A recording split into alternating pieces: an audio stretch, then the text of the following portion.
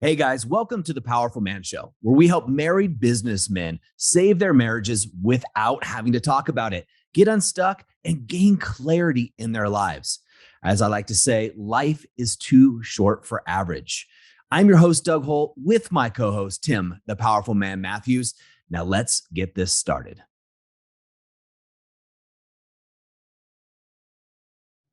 Hello, everybody, and welcome to another episode of the Powerful Man Show. I'm your host, Tim Matthews, with my co-host, Master Douglas Holtz. Oh, it's fitting. Crowd goes Billy's going to throw in some sounds there. wild. Yeah. Awesome, brother. How you doing, man? I'm doing well. I'm doing well. I love having you back. I don't think I've sent you too many voxes and too many messages while you've been off. I think I may have sent you one in Slack, maybe two. I've purposely left you certainly a lot more than that. No. I could have sent you a hell of a lot more. Do you mean today? Yeah. So yeah, it's great to have you back. I missed you. I love that you're back. I love that you got to spend time with Erin and the kids as well. I love that you took time to be with Erin and the kids, as you should. And no doubt they would have loved it as well. So anyway, this came up on the IC call yesterday. So I wanted to share it with you. So one of the amazing men on the IC call. So two questions we ask the guys every week. One of them is, what's the one thing that is going to move the needle the most for you in the next 7 days? And the other one is, what are you going to do in the next 7 days to get uncomfortable? And the idea of that is for the men to continue to lean to their edge. Now, if you're listening to this and it resonates, then I encourage you to potentially play with those questions for yourself each week. Ask yourself that question maybe every Sunday. What's the one thing that will move the needle the most in the next 7 days? What's the one thing you can do to get uncomfortable in the next 7 days? Anyway, the guys have said that those two questions have really helped them to get a lot of progress. At the same time, the past 2 weeks, one of the wonderful men on these calls, he has been giving me the same response. He identifies his one thing that will move the needle. And then he says, oh, well, I don't know about the thing that will get me uncomfortable. Let me think about that. I'll get back to you. So he tried doing that yesterday on the call. And I said, no. That won't work. You've now said that 2 weeks in a row. You know that these questions are going to come up. And at the same time, your energy this week and last week is low. You're off track with your fitness targets. You're off track with a couple of other things. I'm not going to allow you to be on this call and sell yourself short by trying to excuse yourself out of something that you have said for the past 6 months has really supported you in being able to level up. So what is it going to be? Let's get it nailed down here and now. Anyway, after a little bit of deliberation, he came up with something. His energy shifted and he's going to take some action. He messaged us after the call, just thanking us basically, because he said he needed that, right? I needed that. He termed it, I needed that kick up the ass. And the thing about this, it got me thinking about the importance of having people in your life that are going to tell you the truth, right? It would have been very easy in that moment to just let by his bullshit really and say, okay, we'll come back to you. You let me know what it is. However, I wasn't willing to let that guy in that moment settle for less than he deserves, because he's an amazing man. He's a very intelligent man, so he knows the answer to this question. He's just choosing to sit back a little bit too much. I know he's capable of more. And we often hear it from a lot of the guys in the movement that they don't have anyone in their life that is willing to tell them the truth, that is willing to say the uncomfortable thing to them, because in business, they're the leader. They've got people around them that sometimes just tell them what they want them to hear. In the community, they're looked up to. In the family, they're the leader. The wife may have been telling them the truth, but they just may not have been listening or been willing to hear it. But it's so key. So I wanted to throw that topic on the table, get your experience with it, Dougie Fresh, and I'll leave the listeners, if it's resonating with them, with some action steps that they can go ahead and use moving forwards. Yeah. So first of all, I think, this conversation is relevant to me because this morning while I was sitting in a sauna, I left you a message, and you had sent me something previously. And I said, hey, look, I want clarity around this. You've brought this up a couple times, and I want you to be honest with me. And, you're not going to hurt my feelings, and et cetera, et cetera. And I think what's really interesting here, Tim, is how rare, it's just rare air, right? So to speak. It's rare to find yourself in a situation where you have men around you who are going to tell you like it is. And most of us don't want we don't want people to give us half truths, right? We're business leaders. We want it straight. Give it to me straight. Is what almost every business guy is going to tell you. Shoot it to me straight. Tell me like it is, et cetera, et cetera. However, very few people do that, right? Very few people get that. Why?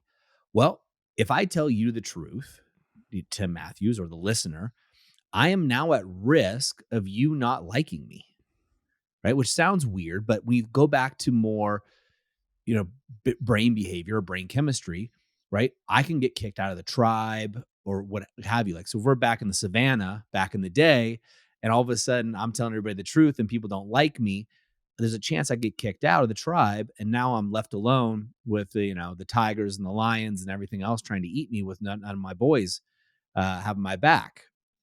So now I got to be nice to everybody and play nice. Now there's a difference here. We're talking about being honest with people versus being nice or mean, right? You can be honest and still do it from a loving perspective. Mm-hmm. And that's where I think a lot of men miss, right? Men want it shot to them straight. However, they don't give it back reciprocally because they're scared the other person's going to find them being too aggressive, not liking their tone, too harsh. And therefore, they're going to get ostracized. So it's easier just to be the nice guy. Mm-hmm. And a lot of men fall into that. And coincidentally, Tim, that also is a reason a lot of men have problems in their relationships. Big time. It's why a lot of them have problems with the staff. It's why a lot of them have problems in their It's every single relationship. They can often avoid being honest. And I think what you said was so spot on, right? Doing it in a loving way. For me, as you know, it frustrates the hell out of me when people are just not honest with me. Like I can handle it. I may agree, I may disagree, but as long as I know it's coming from the right place within you, and to your point, it's coming from a loving place, and it's not coming from a either a mean stance or just an unhealthy place. Let's just call it that. I won't tolerate it coming from an unhealthy place, and I typically won't be open to it. But I value it so much. It's such a requirement for me. But yeah, it makes me think of some of the guys in the IC that have been having struggles. Definitely not so much in the marriage, but more so with their staff. And it's because of them avoiding doing this particular thing. And it's caused some major issues. Yeah, no, it does. And the thing I think that let's go back to it. Let's look at the business standpoint, right?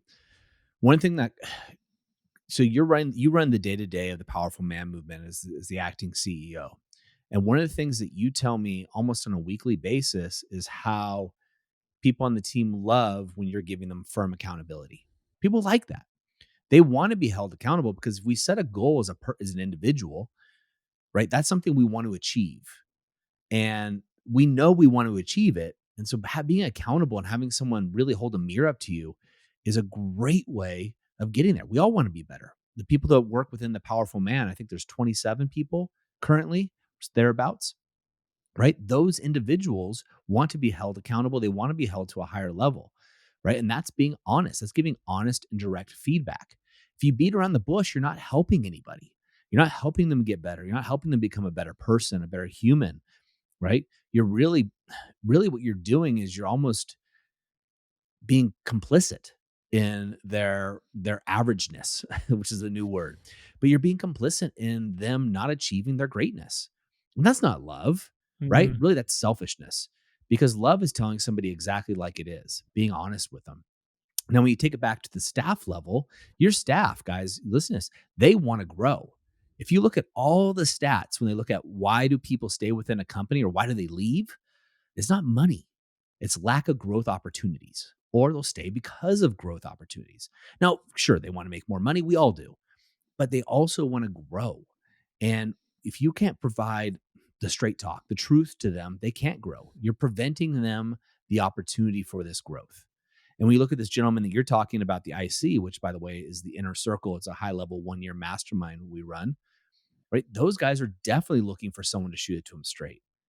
And here's something you didn't say, but something I like even better personally is they're also surrounded by another group of men besides just the coach, which is myself, you, and Arthur.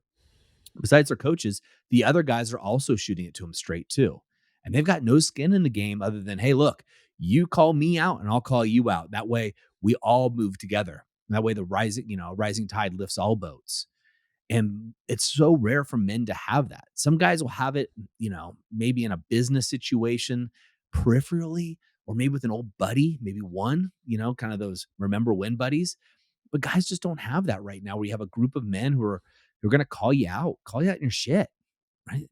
We all have it. We all have shit. We all make excuses. I do, you do, everybody does. But when you have a bunch of men holding you to a higher standard, sky's the limit. Big time. Big time. And again, especially when it's coming from the right place, right? Because there's certain groups out there where it'll come from wanting to pull the other guy down and ego and jostling for positioning and all that stuff. I love how there's none of that with these guys. They just, like you said, want to see one another rise. They see the greatness in one another, and they refuse to let one another settle for anything less than they know they're capable of getting. Well, yeah. So I mean, let's look at you and I, right?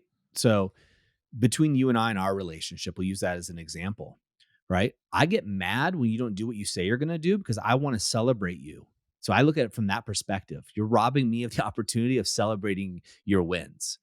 And when I take that paradigm, all I'm coming at that is a place of love for you and wanting you to be better, right? So if I take the paradigm of that you're taking away my opportunity to celebrate you, then it becomes a competition for me of you getting better. And who wins there? You do, right? And that's where it comes from. And that's what you want. You and I we've talked about this. So you've given me permission to do that in our relationship. And so that's a unique thing that you don't find out there, right? I'm being competitive at making sure that you reach your goals and dreams. Right.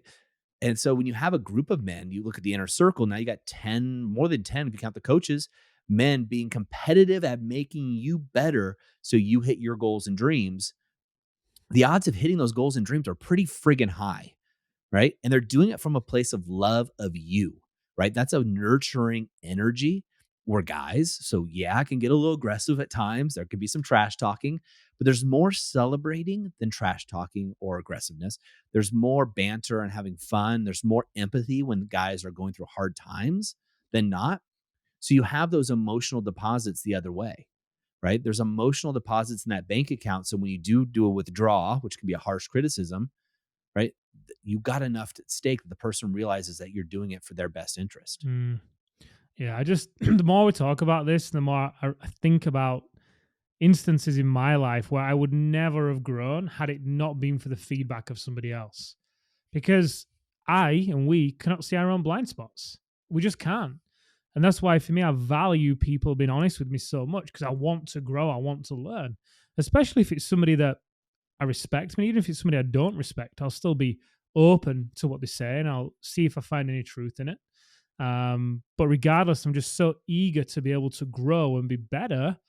And I'm very aware that I just cannot see my own blind spots. And it's a very dangerous place to be when we think we don't have any, or we are too insecure to take the feedback, because that can sometimes be the reason why some guys avoid it, right? They don't feel strong enough to take it, or there might be some truth in it that they can't handle, whatever it may be, right? But I think without this, you're never going to get to the levels that you could perform at. Yeah, it's impossible, right? You can't see your own blind spots. I remember, I've been coaching, how old am I? I've been coaching almost 3 decades now in one form or another. So almost 30 years. And I remember my 20s, a man that Tim, 10 years older than me, telling me, man, I would never, because he was dumbfounded by the fact that I was so successful in coaching at a young age, right? This is before coaching was a big deal like it is now. I used to call it advising. I didn't call it coaching, but I was an advisor to business leaders at a relatively young age. And he didn't get, he's like, I would never ever ask questions of somebody younger than me or, what have you. And he had his reasons. And I said, look, you know what? The job of a great coach isn't to have the answers. It's to ask the questions and then hold a mirror up because you already have the answers within you. And that's the same thing here, right? When you're holding someone accountable, they can't see, like, guys, we can't see our own blind spots. I can't see my blind spots, or if I see them, there's part of me that's hiding it from myself, right? Like, we all kind of know the answers, but maybe we're not doing the things we need to do. And so when you have men around you that are going like, hey, I can see your blind spots and here they are. And sometimes, like you said, this guy, I know who you're talking about, was like, thanks for that boot up the butt. I needed that, right? Sometimes we do.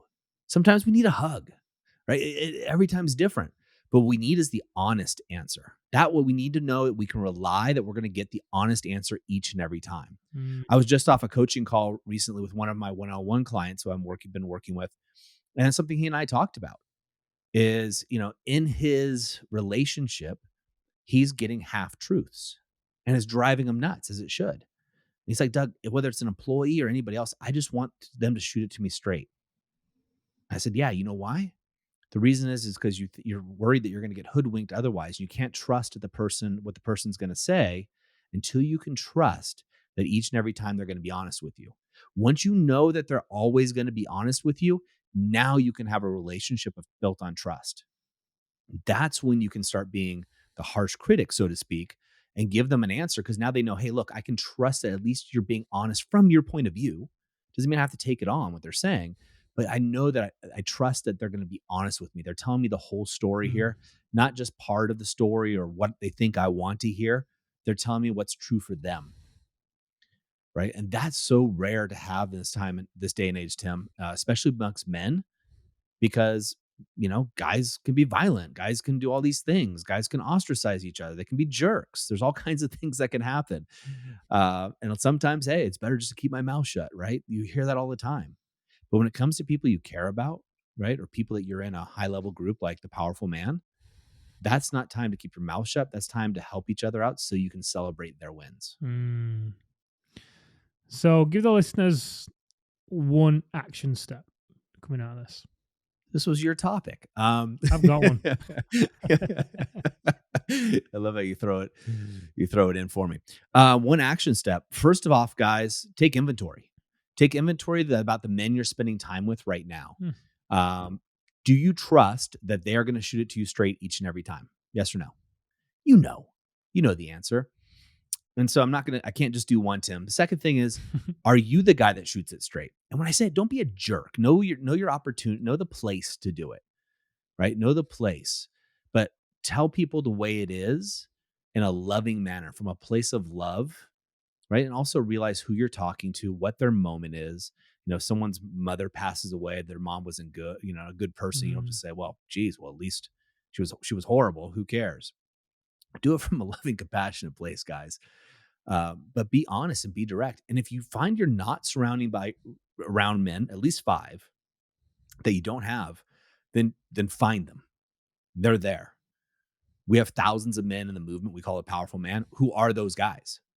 Business leaders who will shoot it to you straight.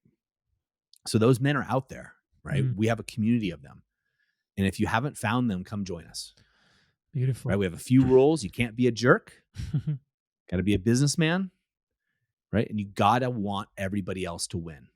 Right. You have to be competitive about lifting the people around you up, not stepping on people to get up, but lifting people up. And when everybody around you is competitive about lifting the other man up next to him, guess what? You're going to have 1,000 men pulling you up as well. And that, my friend, is a place to be. Wow. Amazing. I'm going to share my one because I just need to. However, it pales in comparison to that amazing statement. So this is something that I actually haven't done for a while, and I think I'm going to do this myself. So going to people, whoever it may be, pick 5 people, pick these people carefully, do your best to pick people who you believe actually know you, and ask them, hey, what's your experience of me? Right? You could choose whether that's over the past month, the past quarter, this year, whatever. You don't even need to put a time frame on it if you don't want. It does kind of help to narrow it down a little bit, but ask the question, what is your experience of me? I found this to work a bit better asking it via text, because it doesn't catch people out, gives them time to think. If you just kind of call them up and FaceTime them and ask them a deep question like that, it may catch them off guard. It may not go well, but ask that question and ask for them to be honest. And if they're a bit curious and confused, just say, hey, look, I'm looking for some honest feedback from people I respect so I can get better and grow. So what's your experience of me? I'd just love for you to shoot it straight and just see what they say. Sometimes people just need a little bit of permission. People you respect. That's why I never get those text messages from you. You got one a few years ago. Again, Dougie Fresh, great to be here with you as always. I've missed it. Guys, as Dougie Fresh always says, the moment of insight, take massive action. We'll see you next time on The Powerful Man Show. All right, guys, that's a wrap for this episode. But as I always say, in the moment of insight, take massive action. You see, there are two types of men that listen to a podcast like this. Those that go on from one podcast or show to another, just hoping things are going to change and realizing that they're going to be in the same place month after month, year after year. You see, I was this guy, so I completely get it. You may just not be ready. But there's also a second man that listens to a show just like this. And this is a guy who takes massive action so they can shorten the learning curve, compress time, and get results to be the wolf. See, wolf is an acronym for wise, open, loving, and fierce. Now, ask yourself, which one am I?